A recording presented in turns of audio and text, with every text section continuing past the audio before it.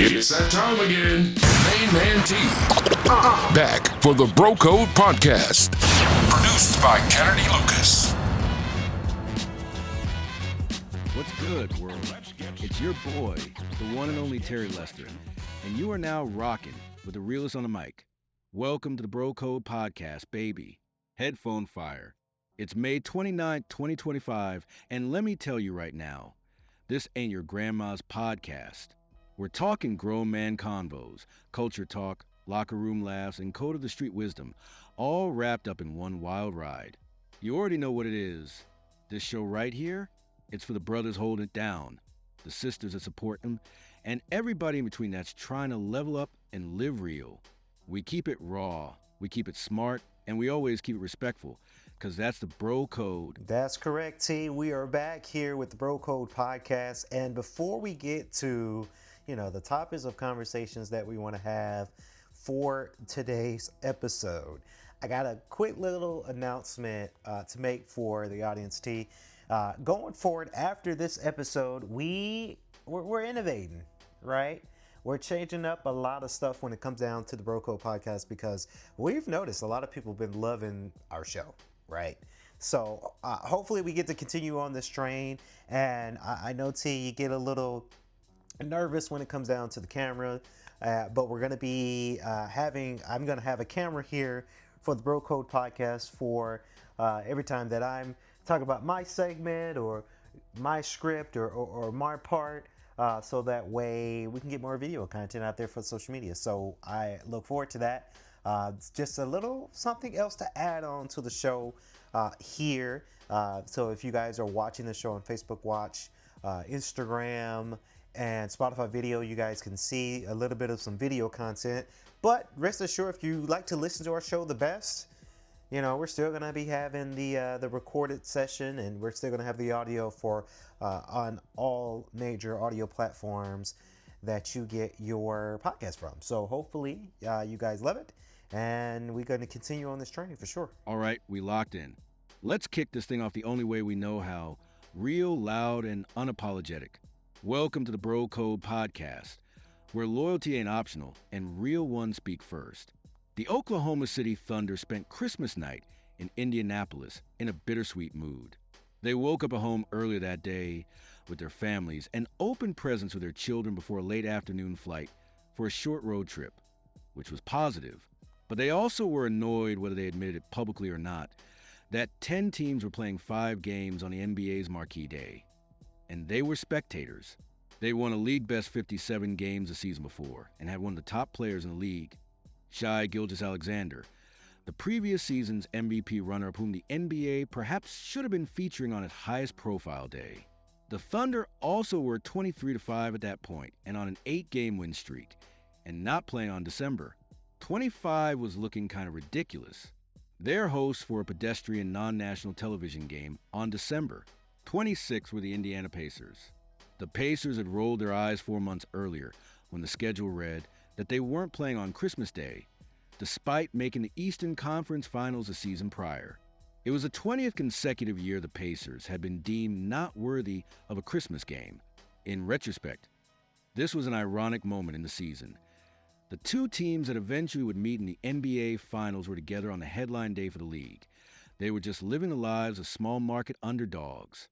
They ended up staging a terrific game that everyone would be thrilled to see repeated in the NBA Finals.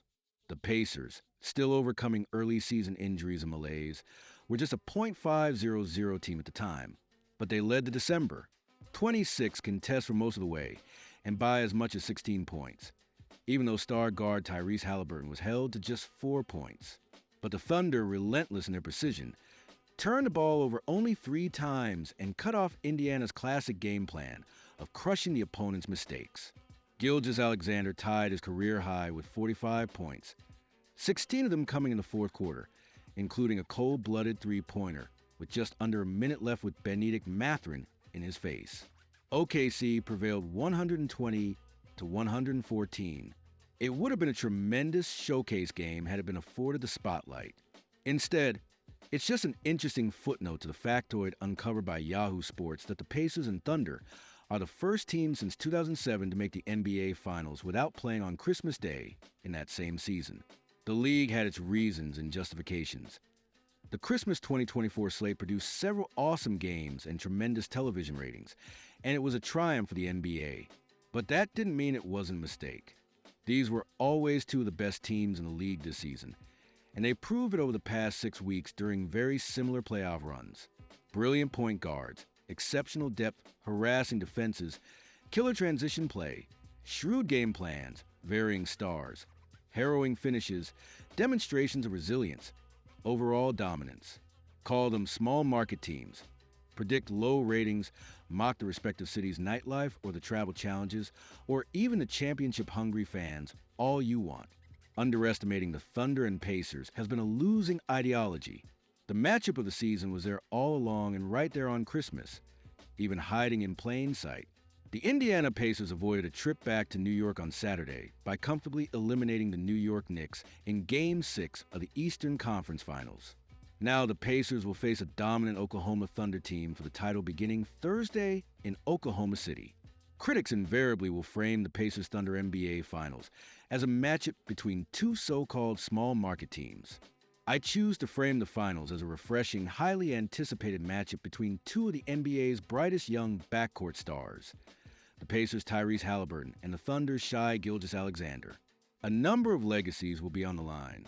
While Oklahoma City last won the Western Conference title in 2012 and the Pacers won the Eastern Conference in 2000, neither franchise has won an NBA title.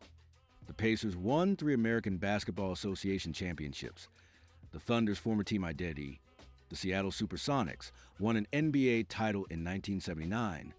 What's more fascinating is a road that has led 2 young stars, Haliburton, 25, and Gilgeous-Alexander, 26, to the finals. Neither player enjoyed instant NBA success. Indeed, each player was traded earlier in his career. Haliburton was drafted 12th overall by the Sacramento Kings in 2020. 2 years later, he was traded to the Pacers in a package that included Domantas Sabonis. By 2023, he was selected to the NBA All-Star team as a reserve, and last season he was named to the All-Star team as a starter over Knicks guard Jalen Brunson. While Gilgeous-Alexander's rise has been steady, there's been an up-and-down pattern to Haliburton's rise. Last season, Haliburton was outstanding during the postseason, but was forced out of conference finals by an injury. He subsequently was named to the U.S. Olympic basketball team, but rarely saw playing time in Paris. And while the accomplishment of making the Olympic team was a plus, he admitted that the disappointment of not playing shook his confidence in a way that may have contributed to his slow start this season. Haliburton admitted to ESPN's Jamal Collier that he was motivated to prove his detractors wrong, declaring, "When the season starts, I'm going to go now. I'm going to get back at y'all." Instead, he started slowly this season, thanks in large part to the hamstring injury that forced him out of the 2024 playoffs. While Gilgeous-Alexander was cooking in Oklahoma City, Haliburton, for the first time since the 2021-22 season, did not make the All-Star team. With Haliburton, there has been considerable debate about the extent to which his stardom was earned or manufactured by his outgoing, exuberant style. There has been no such debate surrounding Gilgeous-Alexander, which makes this finals matchup so enticing. In April, The Athletic released an anonymous poll of 150 players on a variety of topics. The responses that drew the most attention were about the likely MVP winner and which player was overrated. A majority of players responded that Gilgeous-Alexander would be this year's MVP. They were correct. But as to the NBA's most overrated player in this year's poll was the winner or loser was Haliburton. Whether or not the poll results had anything to do with his about-face, Haliburton has been on a tear for the last 2 months. He has averaged 18.7 points and 9.0 assists per game during the playoffs. More significantly, Haliburton, and in one instance, a family member, has had signature or at least memorable playoff performances. Against the Milwaukee Bucks, Haliburton made a game-winning layup with 1.3 seconds left to give the Pacers a 4-1 series win. But after the game, Haliburton's father, John, raced on the court and confronted 2-time MVP Giannis Antetokounmpo. Haliburton, to his credit, apologized for his father's behavior and said he was okay with a temporary ban imposed by the team and the NBA. Still, guilt by association is a real thing. In a Game 1 victory over the Knicks at Madison Square Garden, Halliburton's last-second shot sent the game into overtime. But here's the thing. Halliburton thought he had hit a game-winning three-pointer and celebrated prematurely by grabbing his throat a la the Reggie Miller gesture in a 1994 playoff victory over the Knicks. Halliburton's shot was ruled a two-pointer, and Indiana had to win in overtime. In Game 4, Halliburton was historic. 32 points, 15 assists and 12 rebounds in a 130-121 victory at the Garden. He followed that performance with a poor outing in Game 5. Halliburton was also quiet in the first half of Game 6 when he scored just 8 points. But he helped spark the Pacers' second-half breakthrough and finished with 21 points and 13 assists. After Saturday's game, Halliburton gave his teammates a heartfelt shout-out for how they helped him overcome his early woes. I can't even really put into words because where I was earlier in the year was really tough for me, and I'm just really appreciative of those guys, appreciative of this moment and the fans, and everybody sticking with people in my family and my loved ones. Halliburton said. After the game, Pacers center Miles Turner said, "You know, going to this playoff, the whole overrated thing. I mean, obviously we know that's dead now. It's not much you can say now about that. I'm just proud of the way he's handled everything." In contrast, Gilgeous-Alexander's arc has been steady and, except for being derided as a foul merchant, free from controversy. He was drafted by Charlotte in 2018 and traded the same day to the Los Angeles Clippers. Then in 2019, the Clippers, looking for a short-term fix, traded Gilgeous-Alexander, Danilo Gallinari, and 5 first-round picks to the Thunder for Paul George. His progress has been steady. He was faced with injuries, which he overcame, and a new environment which he embraced. For years after the trade to OKC, Gilgeous-Alexander was named to the All-Star team as a reserve. By season's end, he made first-team All-NBA. Last season, Gilgeous-Alexander was MVP runner-up.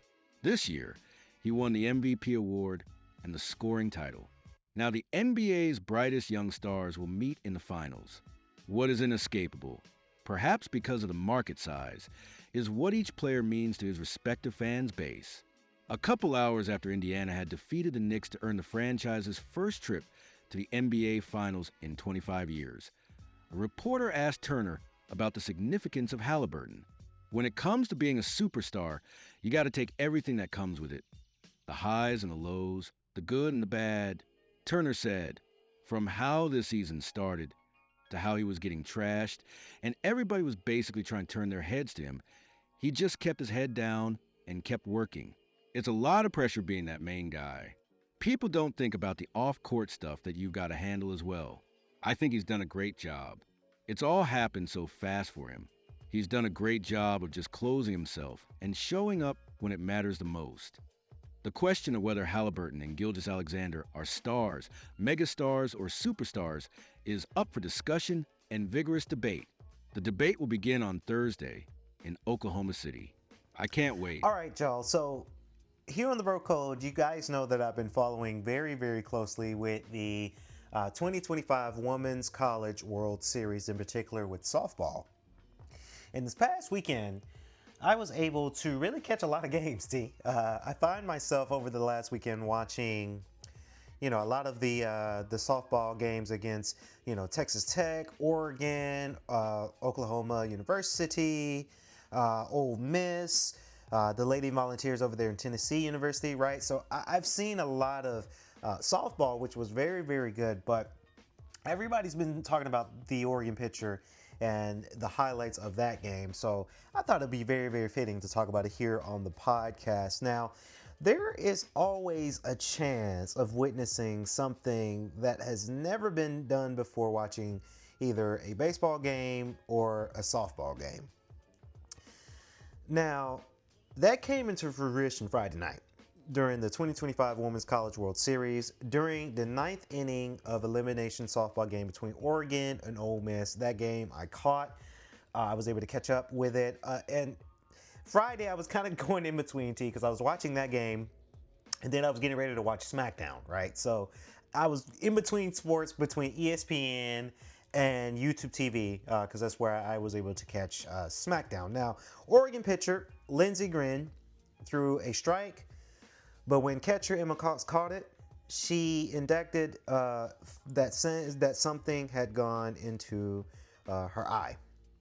Upon further inspections that we saw in the game, or I saw the game rather, a replay showed that a clump of dirt flew through Gren's cleat during the pitch, and the ball hit the clump of dirt on the way to the plate, causing the clump to burst into several pieces. So there is a video. Of course, ESPN has tweeted, Sports Center has tweeted this too as well. So we're watching the video. What's going on with Cox's eye? And look at that dirt. Wait a minute. It went from her Boing. cleat, and the ball hit it off of Right her in the cleat. eye. Are you kidding me? At first, I thought it was off of the ball, and So you gotta admit, but that dirt came off of her cleat, and then it. you gotta admit, that's some great camera work, T. That's pretty good, because the commentator, he was like, wait a minute. He was like, wait a minute, what's going on? So, and that was like just the topic of conversation throughout the day, because it's been on Twitter. Sports Center put it up there on their site. You gotta be really good when you are a university where, first of all these teams are really good because obviously they're on ESPN. Right, that's just no thing with that. If you have a game or a tournament that ESPN is streaming and broadcasting, you know you made it. But Sports Center is also talking about that as a highlight. That's crazy. Now, some of the dirt ended up in Cox's eye, but she recovered quickly and remained into the play. The score was tied at 5-5 at the time after Gren recorded the final out of the night. Now, the game went to an extra innings. I saw that Cox started at the bottom of the 10th within the infield, singled before lifting for a pinch runner. That pinch runner went on to the score and the game-winning run when Kendra LaShore, and in these names, T, if I pronounce them wrong or right, give me a thumbs up, worked at a bases-loaded walk. Now, Gren was credited with the win after pinching 9.1 innings and throwing a remarkable 144 pitches. That is a lot. That is a lot in one game. The victory helped her improve the record of 3-2 of the season. Ole Miss, Ole Miss is a good school, but they are out of the Women's College World Series in the result of the loss against Oregon, and they move on to play another elimination game this past Sunday. Of course, we will review more on that game as well coming up very soon here. Again, I'm trying to navigate a lot of games, right? A lot of softball, a lot of plays, a lot of things that go on into it. So, I get very, very excited when it comes down to, again, these games. These games are really, really, really good. We're able to catch them on ESPN, and it just gets me super excited to see that these college athletes can really give us a great show. Of course, commentators was pretty well within things too. So it's a great time to be a athletic guy or gal or whatever you like. But it's good to see the college sports out there and to see what is going on within the brackets of softball with the Women's College World Series. So pretty good, very good highlight to see, and that was quite amazing to catch up and to see that. It's really, really good. And of course, I wanted to add on to, as we're getting the update here from our producers, man, they're pretty good. Of course, so I missed Sunday's game. I did miss it because I was going to church and I was out. We don't really work on Sunday nights, but Oklahoma against Oregon. Of course, Oklahoma won that matchup within the scoring there, so it's going to be Oklahoma versus Texas Tech. Guys, it's getting beefy. It's getting in there. We're getting close to the end of this tourney. Top teams are the top teams is going against each other. So I cannot wait to see what happens between these two teams and to see who's going to come out on top between Oklahoma and Texas Tech. So we look forward to that, T. If it's possible to determine when Liam Cohen first started thinking like a coach, it might date back to the fall of 1989 Kennedy. Cohen was a regular at his father's practices when Tim Cohen was the head coach at South Kingstown High School in Wakefield, Rhode Island, to keep his son occupied during after-practice meetings with the coaches. Tim let Liam doodle on the chalkboard. One of the coaches looked down and said, "Look at that," Tim Cohen said. And we looked. And at the time we were running the wishbone when I first started, Liam drew 11 guys in a wishbone formation exactly where they were supposed to be. It was great. Liam Cohen was just 3 years old at the time, and it was one of the first signs that he was highly interested in football. Now, the Jacksonville Jaguars' first-time head coach. Cohen has always been a football junkie. As a kid, he watched his dad's game films instead of cartoons and diagram plays instead of building with Legos. Hide and seek? He'd rather work on diving catches with his dad. That would go on, Tim Cohen said. He was like that golden retriever that you throw the ball till that doesn't stop. Those practice days translated into Liam being named Rhode Island's 2003 Gatorade Player of the Year at La Salle Academy, setting the career records for passing yards, 11,031, and passing touchdowns, 90, at UMass Amherst, and embarking on a 15-year coaching career that includes stops at UMass, the University of Kentucky, the Los Angeles Rams, and the Tampa Bay Buccaneers. While the 39-year-old has jumped from coaching job to coaching job, never spending more than 3 consecutive seasons at any stop, he has developed a reputation as one of the bright offensive minds to come from the Sean McVay coaching tree. Now he's ready to establish his own team playbook and culture, with the Jaguars using what he's learned along the way. He's just one of those guys that gets it, Tim Cohen said. He was a leader and a smart quarterback. He knew why we were running plays. It wasn't like he just knew the play. He knew the purpose of it.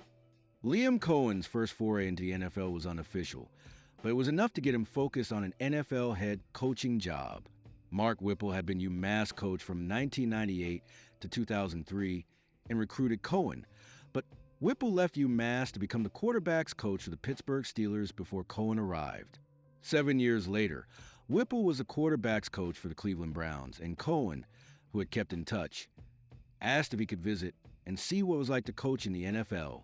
Whipple took Cohen to the Browns facility over a 3-day visit and let him sit in on meetings and see how the Browns ran their off-season program. Cohen loved it, Whipple said. He was just a worker and wanted to learn about the NFL and things of that nature. Whipple said, "I let him come into meetings and everything else that spring, and it kind of catapulted him." Whipple had been following Cohen's career. Quarterbacks coach at Brown in 2010, passing game coordinator and quarterbacks coach at Rhode Island in 2011, and quarterbacks coach at Brown again in 2012 to 13. And when UMass rehired Whipple in 2014, he hired Cohen to become the Minutemen's pass game coordinator and quarterbacks coach. Cohen's ability to teach the offense and work with the quarterbacks impressed Whipple. "I coached 6 seasons in the NFL, and so we used stuff that I learned from Mike Holmgren and Andy Reid in the pass game," Whipple said. Cohen just handled the quarterback room really well. I didn't really go in there and coach. I called the plays, but he handled that situation and taught QB Blake Froneffel the offense and just did a really, really good job.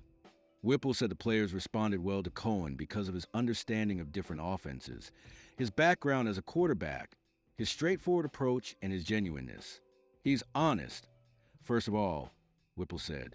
"And then players can feel that good handle of balance in between the run and the pass. And he believes in both. And I think he stays on an even keel. But I just think he's a listener. He listened to his dad. He's listened to all the people he's worked with and taken things from all of them."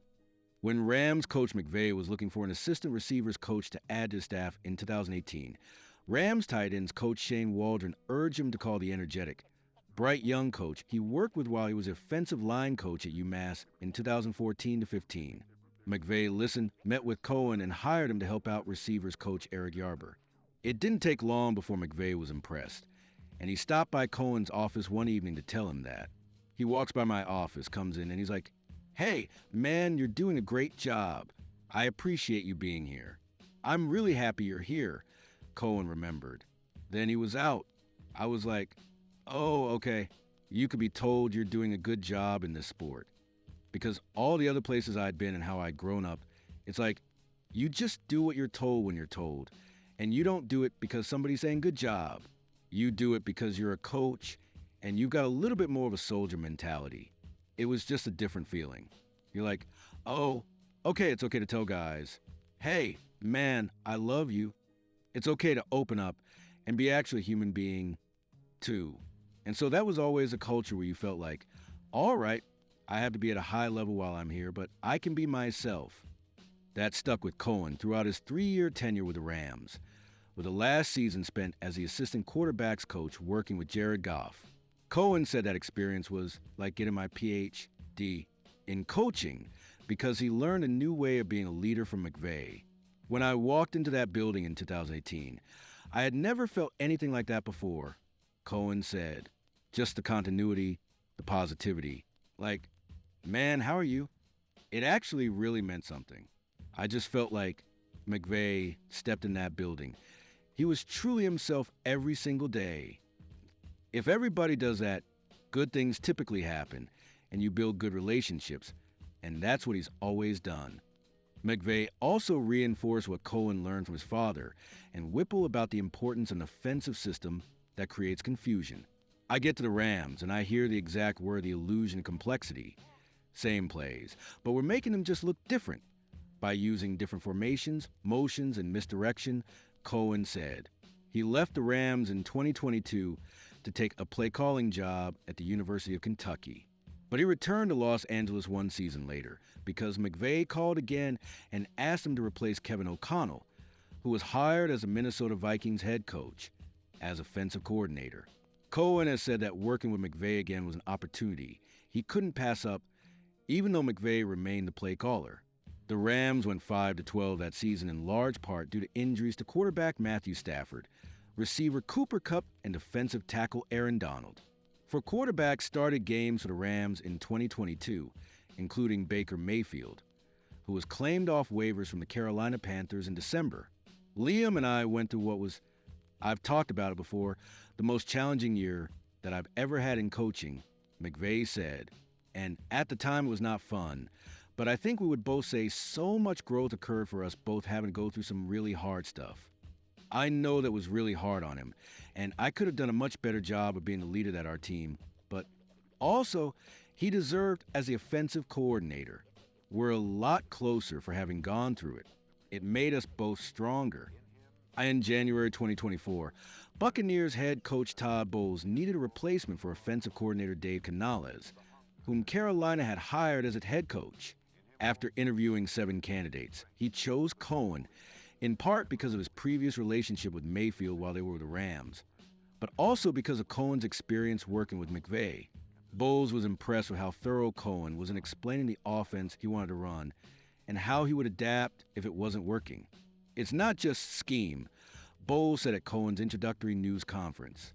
Everybody's going to have a scheme coming in. It's not the scheme that attracts you to him. It's understanding your scheme. And then if someone stops it, then what do? Can you think after that? And can you fit in as well with the players and the coaches and the culture we have on our team?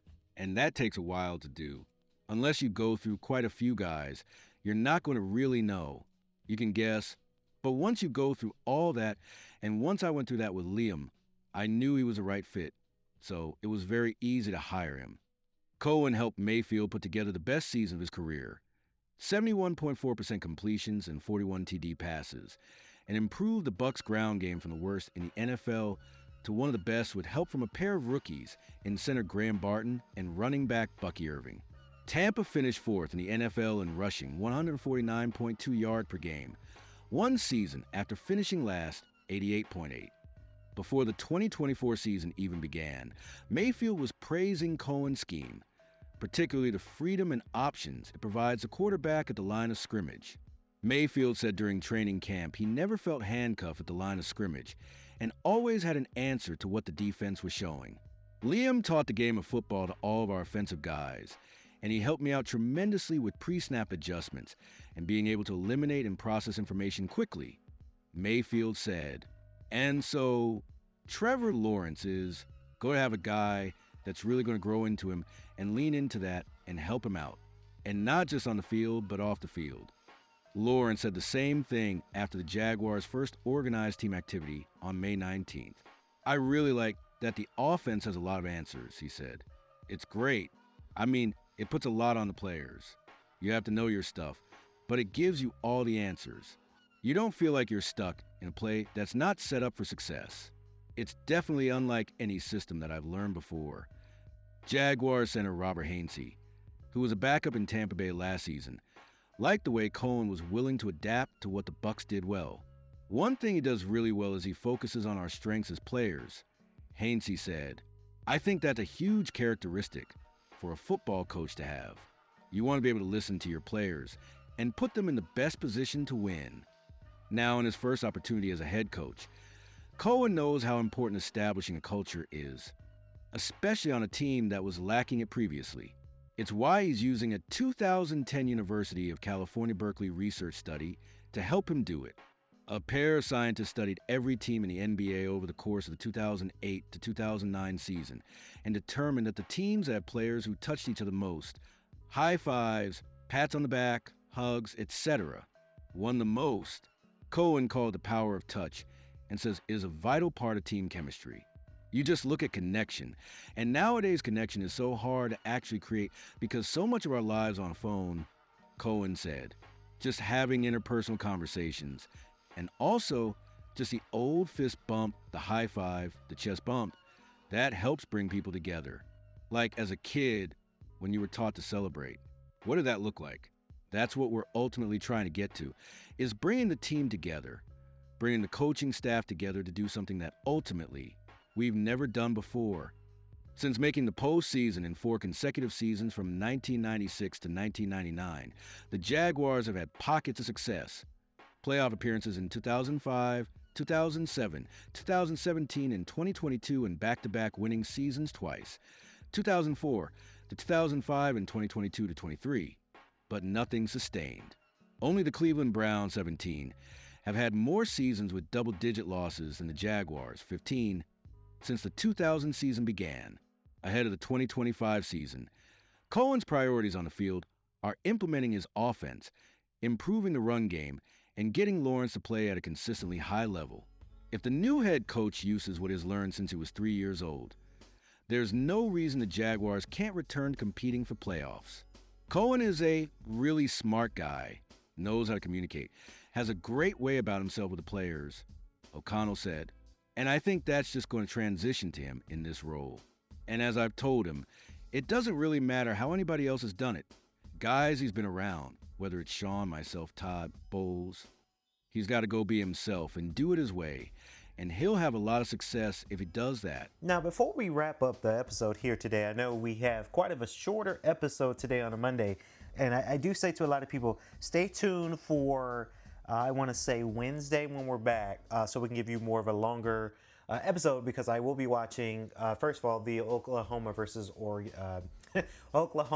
Texas Tech College World Series softball game as well as Monday Night Raw that comes on tonight. I'll be reviewing that on K.L.P. Aftermath. Shifting gears to you real quick about gaming related news. It's getting real. It's getting to that week. That week is here to where things are happening when it comes down to Nintendo. Nintendo Switch 2 is set to release this Thursday. Very, very excited for that. You know, my pre-order, I think both of our pre-orders went in, T. And T, I know they took your money out of your account sooner. And I woke up this morning, that money was out of my account too. So Walmart is processing some orders. I do say to a lot of people, stay tuned to the pre-orders. You know, the pre-orders, a lot of people today, unfortunately, woke up to their pre-orders being canceled. I honestly got to say, T, that I think it has something to do with maybe your method of payment not being squared away. I know a lot of people use their pre-orders or use their card just to pre-order the system. And the way they did it for me, they activated my account when I pre-ordered as if they took the money out. So I thought that was it, you know. And I expected for that to happen. But then I've read it on the terms and conditions. It's just a temporary hold because it is a pre-order. So they put the money back. So I'm like, oh, okay, cool. So then I woke up, the money's gone again. So I do say to a lot of people, if you're getting ready for that pre-order, if you use a different type of card, make sure that your money's there. I know a lot of people thought it was just a shortage, like they overstocked in pre-order, so they can't fulfill everybody's obligations within their pre-order. I don't think that that's true, T. I think that a lot of people that I've read today, they've been having some what's that, the payment issues, where a lot of people would pre-order, and we pre-ordered about a month and a half ago, right? So it's been a while. So maybe a lot of people's cards may have shifted, right? If your cards have shifted throughout and you use your card for other things, it is the 2nd of June, so a lot of us pay rent. A lot of us pay our company bills. We pay our personal bills, So some things might have shifted, right? So I do say to a lot of people, make sure that you have that money on there. For some people who may have had their pre-orders canceled because of that, I have been reading today that a lot of people, their pre-orders just been canceled and they've had the funds. They have more than enough of the funds on their account and they just canceled. And it's not just Walmart, it's Target too that I read that are just canceling it out of the gate. So, it's sad. A lot of YouTubers say it's kind of sad that this stuff happens to people. It is, because it's supposed to be a joyous time. We're getting ready to play a next generation type console and we're getting kind of excited for it. And you go through the pre-order thing and the pre-order hassle, especially when you order online, because I pre-ordered online so that way it can get delivered to my house. I can bring it to the studio. We can do our unboxing video. I just like it I just like doing it that way, T, because I know a lot of people like to do it so that way they're not out and about on launch day. And even though I've read a lot of GameStop companies or a lot of GameStop stores, they're doing like a festival, right? They're doing like cookouts, they're doing Smash tournaments, they're doing the best Mario Nintendo character costume contest and giving away prizes at their GameStop on launch day. That stuff is pretty cool to me. I don't know if my local GameStop near my house is doing that. I don't know. I just prefer, get my thing delivered so that way we're in the, I'm at the studio and then I've got somebody at the house waiting, I can just come home real quick and just check and just sit around my house for a second and then head back to the office, to get my pre-order, because, once you get it delivered from a company like Walmart or Target, then they rely on USPS and FedEx. And I'm not going to lie to you guys, and it's not a jinx, but I've had some rough experiences with both of them when it comes down to delivery. I remember one time I didn't pre-order because it was just out, and it was COVID year when PlayStation 5 came out, and I was able to secure online order, and FedEx gave me a whole rigmarole, and I had to go to meetings and business meetings that day. And I got told it was going to deliver before 10 a.m. So I was up and ready to go, ready for work, waiting for my PlayStation 5. And then they lied and said that they tried to deliver it, but nobody was home at this such and such time in the morning. But then I would argue like, no, that's not true, because I was there. I was at the house that time, Oh, man, that was horrible. That was a horrible experience on that. And then after that, I had to pay FedEx for them to deliver it at the FedEx surplus building, where you can go and pick up your FedEx order. If you don't get it delivered at your house, they take it back to the warehouse and you got to go pick it up, right? And that was a whole headache there too, because again, I had meetings and stuff right after that. So I had to grab my PlayStation 5 from them. They were scrambling looking for it because I couldn't find it at first, and I was getting kind of worried because what's going on? So that scrambled, they got it to me, I signed up for it. I immediately came home, dropped it in the house, went straight to work because I had to go to work after that. So it was interesting. There was an interesting dynamic. But I do say to a lot of people, if you are checking that pre-order, check your pre-orders, whether it's from Walmart and Target, to make sure that your pre-order is still active. I know a lot of people have it to where now their pre-order is getting canceled and then they got to go to a second route. Another YouTuber, when he pre-ordered one console and they charged him for 3 consoles. So he had $1,600 on his bank statement. And I pray he didn't use a credit card, because if you use a credit card, for that purchase, if it charged you 3 times on a credit card, then I wouldn't recommend it. I know a lot of people, you did use a credit card for the pre-order, right? And I don't judge people for using their credit card for your pre-order, but Man, just imagine if they mistakenly charge you 3 times on your credit card bill. Wow.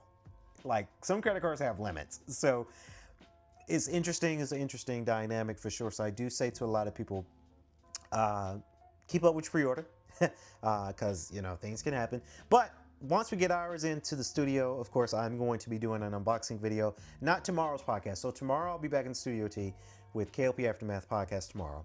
But on Thursday, we're going to be doing another K.L.P. Aftermath podcast, but it's not going to be where I'm talking about topics. It's solely going to be an unboxing episode. Depending on when my order gets delivered to the house and depending on how long I can get to the studio and get things set up so we can do a thorough unboxing video, and knowing that video is not going to be taken down because it's going to be launch day. So we look forward to that. Stay tuned, guys, for Wednesday. Wednesday, we're going to be coming right back here in the studio with Bro Code Podcast, of course, with T behind the mic. I'm going to be behind the mic too, guys, but I'm also going to have a camera, and we're going to be in the set too. It's going to be sweet. I can't wait for y'all to see the newest update with Bro Code Podcast. I guess I'll close this out, T. Till then, guys, thank y'all for staying tuned for the Bro Code Podcast, and we'll catch y'all in the next episode. Stay swanky. Peace.